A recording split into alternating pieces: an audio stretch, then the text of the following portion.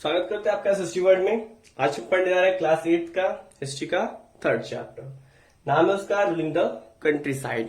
मतलब कंपनी ने अपना रूल कैसे कंट्री साइड तक एक्सपेंड किया, कौन सी पॉलिसीज इन्होंने इंट्रोड्यूस की। कंट्री साइड का मतलब आप समझ सकते हैं directly rural areas. Rural areas में और कह सकते हो कि फार्मर्स पीजेंट्स पे कंपनी ने कंट्रोल कैसे किया। तो वो सारी चीजें हम इस चैप्टर में पढ़ेंगे। कौन कौन से इन्होंने पॉलिसीज इंट्रोड्यूस की एग्रीकल्चर को कंट्रोल करने के लिए, प्लस कंट्री साइड के एरियाज में अपने रूल को एक्सपेंड करने के लिए। चलिए स्टार्ट करते हैं अपने चैप्टर के पहले टॉपिक से। तो पहला टॉपिक है हमारा company becomes the Nawab. Last chapter में हम पढ़ चुके हैं कि after the battle of Buxar, battle of Buxar 1764 के बाद 1765 में कंपनी क्या करती है, दीवानी रिसीव करती है। रिसीव किससे करती है, मुगल एम्परर से। मुगल एम्परर से कंपनी दीवाने रिसीव करती है। डेट क्या रहती है, 12 अगस्त 1765। तो 12 अगस्त 1765 को कंपनी क्या करती है, दीवाने रिसीव करती है मुगल एम्परर में। दीवाने इसको किस किस टेरिटरी के मिलते हैं, तो टोटल रहते हैं हमारे 3। कौन कौन से, बिहार, उड़ीसा और तीसरा हमारा बंगाल। तो इन 3 टेरिटरीज की दीवाने कंपनी रिसीव करती है। कंपनी जब दीवाने बन जाती है, जब वो दीवान बन जाती है, ठीक है, आफ्टर बिकमिंग दीवान, कंपनी क्या करती है, चीफ फाइनेंशियल एडमिनिस्ट्रेटर हो जाती है, ठीक है, क्योंकि अब इन्हीं के पास पूरी पावर है। अब ये जो चाहे वो ऐसे चाहे वैसे एडमिनिस्ट्रेट कर सकते हैं, ठीक। जब वो चाहे वो रिवेन्यू सिस्टम इंट्रोड्यूस कर सकते हैं। तो कंपनी ने प्लान कर लिया कि किस टाइप का रिवेन्यू सिस्टम उन्हें इंट्रोड्यूस करना है इन सारी टेरिटरीज में, जो कंपनी का एक्सपेंस है उससे पूरी तरह से निकल सके। इसके साथ ही कंपनी ने सोचा जितने भी क्या है अथॉरिटी प्लस प्रेस्टीज वाले लोग हैं, जिन्होंने पहले अथॉरिटी एंजॉय की हो या फिर प्रेस्टीज वाले लोग हैं, पहले उनको कंट्रोल किया जाए। अदरवाइज रेबल हो सकता है, मतलब इसके अगेंस्ट लोग प्रोटेस्ट कर सकते हैं या फिर कह सकते हैं विद्रोह हो सकता है। तो अपने अगेंस्ट रिबल्स को हटाने के लिए जितने भी अथॉरिटी वाले लोग थे या फिर प्रेस्टीज वाले लोग थे, कंपनी ने उनको डायरेक्टली कंट्रोल करना शुरू कर दिया। सेकेंडली, उन्होंने अपने अकॉर्डिंग गुड्स के प्राइसेस फिक्स कर दिए। जस्ट लाइक अगर आपने राइस कल्टीवेशन की है, अगर राइस आपका पहले 20 रुपीज, 15 रुपीज, 10 रुपीज पर केजी बिच रहा था, तो कंपनी अगर आपको 2 रुपए में बोलेगी तो आपको 2 रुपए में सेल करना होगा, वो भी सिर्फ इन 3 टेरिटरीज में। कहां पे, बिहार, उड़ीसा और बंगाल। ओके, नेक्स्ट, कंपनी ने अपने अकॉर्डिंग गुड्स की प्राइसेस फिक्स कर दिए। मतलब वो चाहे तो चीपर प्राइस पे खरीदे, चाहे तो हायर प्राइस पे खरीदे। प्लस कोई भी एक प्रॉपर टैक्स सिस्टम नहीं था, जितना मर्जी उतना टैक्स लेना शुरू कर दिया। तो इस तरह से कंपनी ने काम किया, जिससे हुआ क्या रिजल्ट, आगे देखते हैं। तो रेवेन्यू से फायदा देखे तो जो वैल्यूज थी गुड्स की कंपनी के पास, वो 5 ही साल में क्या हो गई, डबल हो गई। जिन्होंने इतना पहले कमाया था उतना 150 ईयर्स में, 5 ईयर्स में उतना उन्होंने तुरंत रिकवर कर लिया। और देखे तो 1765 के पहले कंपनी को क्या करना होता था, कंपनी इंपोर्ट करती थी, क्या इंपोर्ट करती थी, गोल्ड और सिल्वर। कहां से, ब्रिटेन से गोल्ड और सिल्वर इंपोर्ट करती थी। रीजन क्या था, इसके इंपोर्ट से गोल्ड और सिल्वर के बदले ये क्या परचेस करते थे,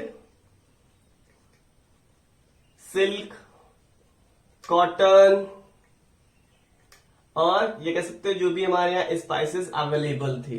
ये सारी चीजें परचेस करने के लिए कंपनी को इंपोर्ट करना पड़ता था गोल्ड और सिल्वर।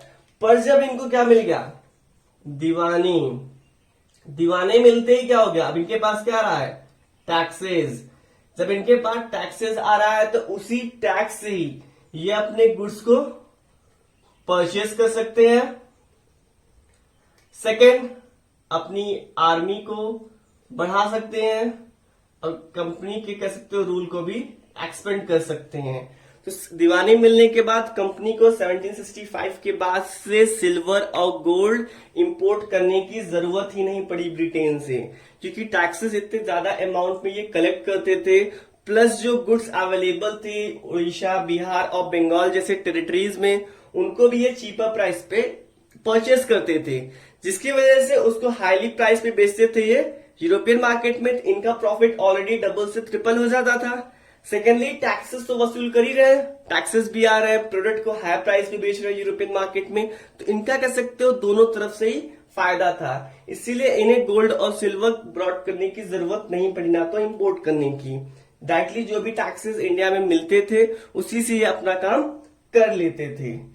पर इनके एक्सेसिव टैक्स से और गुड्स को चीपर प्राइस पे खरीदने की वजह से बंगाल में क्या आ गया? फेमाइन। चलिए बात करते थोड़ा सा फेमाइन पे। तो बंगाल में क्या आया फेमाइन? कब? 1717 में। रीजन क्या था? जो ये क्या ले रहे थे? हाई टैक्स, प्लस गुड्स को ये क्या खरीद रहे थे? चीपर प्राइस पे। ठीक है, गुड्स को चीपर प्राइस पे खरीदने की वजह से फार्मर्स का सर्वाइवल डिफिकल्ट हो गया, प्लस गुड्स को चीपर प्राइस से सेल करने के साथ लोकल फार्मर्स को, लोकल पीपल्स को हाईली टैक्स भी पे करना पड़ता था कंपनी को, जिसकी वजह से क्या हुआ? जो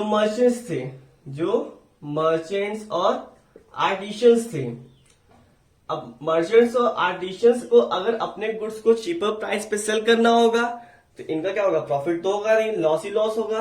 ये क्या करना शुरू कर दिए?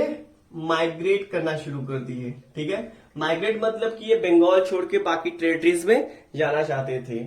नेक्स्ट देखे, जो लोकल पीजेंट्स थे हमारे, पीजेंट्स का भी क्या होगा? कल्टीवेशन था, एग्रीकल्चर कल्टीवेशन, ये भी क्या हो गया? कोलैप्स हो गया।